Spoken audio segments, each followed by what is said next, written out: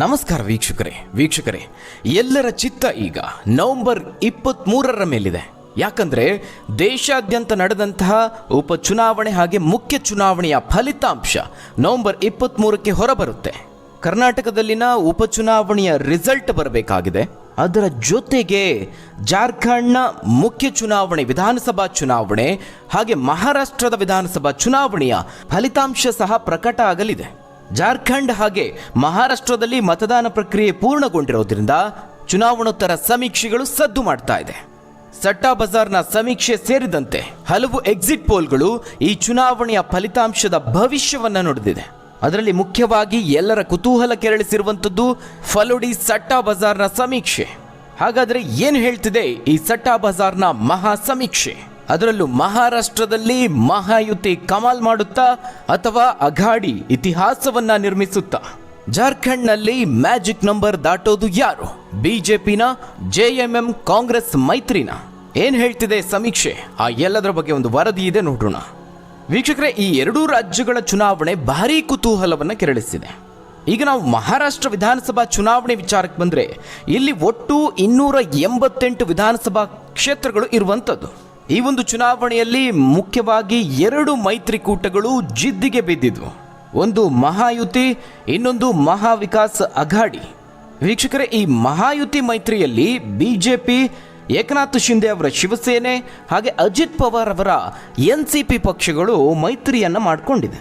ಇನ್ನು ಮಹಾವಿಕಾಸ್ ಅಘಾಡಿ ಮೈತ್ರಿಯಲ್ಲಿ ಕಾಂಗ್ರೆಸ್ ಇದೆ, ಉದ್ಧವ್ ಠಾಕ್ರೆ ಅವರ ಶಿವಸೇನೆ ಹಾಗೆ ಶರದ್ ಪವಾರ್ ಅವರ ಎನ್ಸಿಪಿ, ಈ 3 ಪಕ್ಷಗಳು ಮೈತ್ರಿಯನ್ನ ಮಾಡಿಕೊಂಡಿದೆ.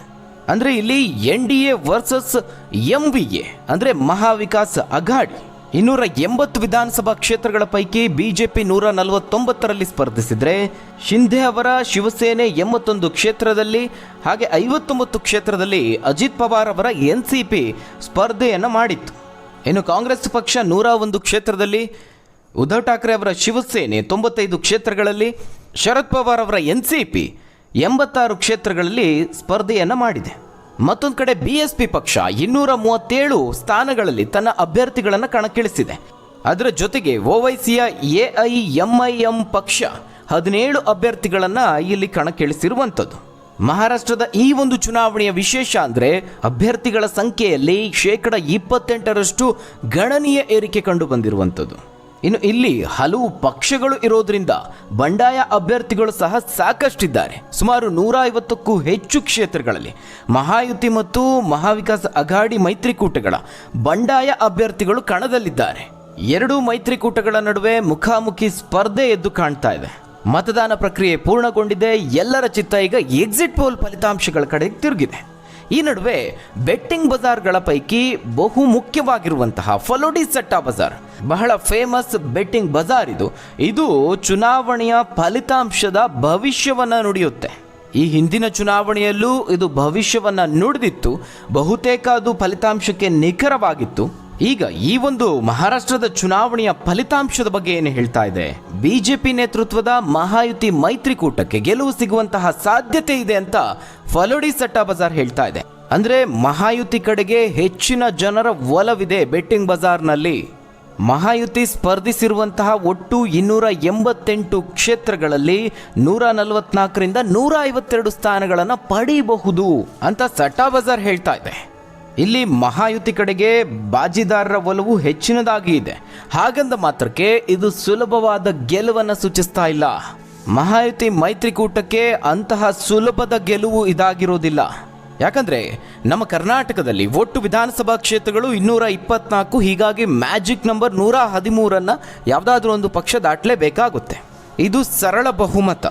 ಅದೇ ರೀತಿಯಲ್ಲಿ ಮಹಾರಾಷ್ಟ್ರದಲ್ಲಿ ಒಟ್ಟು 288 ವಿಧಾನಸಭಾ ಕ್ಷೇತ್ರಗಳ ಪೈಕಿ 145 ಮ್ಯಾಜಿಕ್ ನಂಬರ್ ಆಗುತ್ತೆ. ಆದರೆ ಫಲೋಡಿ ಸಟ್ಟಾ ಬಜಾರ್ ಹೇಳ್ತಾ ಇರೋದು 144ರಿಂದ 152 ಸ್ಥಾನಗಳು ಅಂತ. ಹೀಗಾಗಿ ಮಹಾಯುತಿಗೆ ಗೆಲುವು ಇಲ್ಲಿ ಅಷ್ಟೊಂದು ಸುಲಭ ಇಲ್ಲ. ಪಕ್ಷೇತರರ ಬೆಂಬಲವನ್ನು ತೆಗೆದುಕೊಳ್ಳುವಂತಹ ಅಗತ್ಯ ಬೀಳಬಹುದು.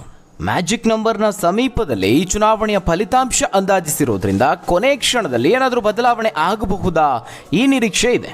ಇದು ಫಲೋಡಿ ಸಟ್ಟಾ ಬಜಾರ್ ಕೊಡ್ತಿರುವಂತಹ ಲೆಕ್ಕಾಚಾರ. ಆದರೆ ಇನ್ನು ಗುಜರಾತ್ನ ಸಟ್ಟಾ ಬಜಾರ್ ಏನು ಹೇಳ್ತಾ ಇದೆ?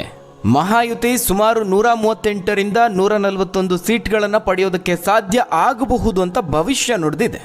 ಸದ್ಯ ಜಾರ್ಖಂಡ್ಗೆ ಹೋಲಿಸಿದರೆ ಈ ಒಂದು ಮಹಾರಾಷ್ಟ್ರದ ಚುನಾವಣೆ ಕೇವಲ ಆ ರಾಜ್ಯದಲ್ಲಿ ಮಾತ್ರವಲ್ಲದೆ ದೇಶಾದ್ಯಂತ ಕುತೂಹಲ ಮೂಡಿಸಿದೆ. ಇದಕ್ಕೆ ಕಾರಣ ಅಂತ ಹೇಳಿದ್ರೆ 2019 ಬಳಿಕ ರಾಜ್ಯದಲ್ಲಿ ನಡೆದಂತಹ ಒಂದಷ್ಟು ರಾಜಕೀಯ ಬೆಳವಣಿಗೆಗಳು ಯಾವ ರೀತಿಯಾಗಿದೆ ಅಂದರೆ ಇಲ್ಲಿ ಶಿವಸೇನೆ ಹಾಗೆ NCP ಸ್ಥಳೀಯ ಪಕ್ಷಗಳಾಗಿ ಇದ್ದಂಥವು ರಾಷ್ಟ್ರೀಯ ಪಕ್ಷಗಳ ಜೊತೆಗೆ ಈಗ ಮೈತ್ರಿ ಮಾಡಿಕೊಂಡು ಚುನಾವಣೆಗೆ ಇಳಿದಿದೆ.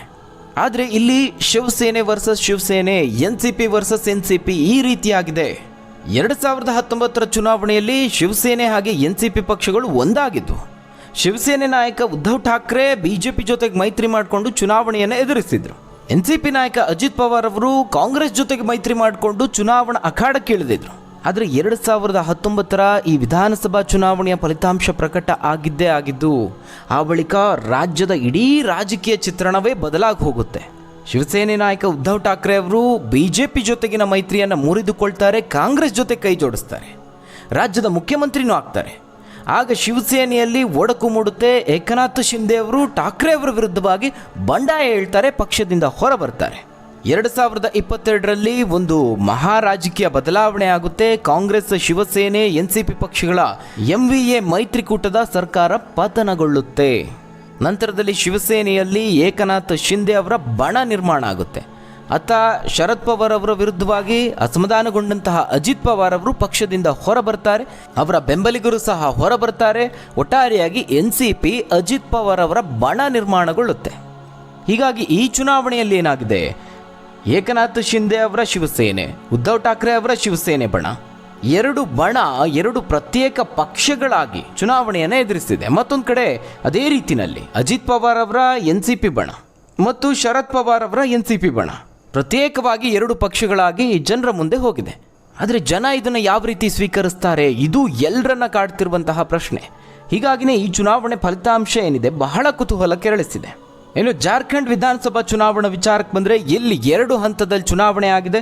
ನವೆಂಬರ್ 13ಕ್ಕೆ ಇಲ್ಲಿ ಮೊದಲ ಹಂತದ ಚುನಾವಣೆ ಆಗಿತ್ತು. ನವೆಂಬರ್ 20ಕ್ಕೆ 2ನೇ ಹಂತದ ಮತದಾನ ಪ್ರಕ್ರಿಯೆ ಮುಕ್ತಾಯಗೊಂಡಿದೆ. ಇಲ್ಲಿ ಒಟ್ಟು 81 ವಿಧಾನಸಭಾ ಕ್ಷೇತ್ರಗಳು.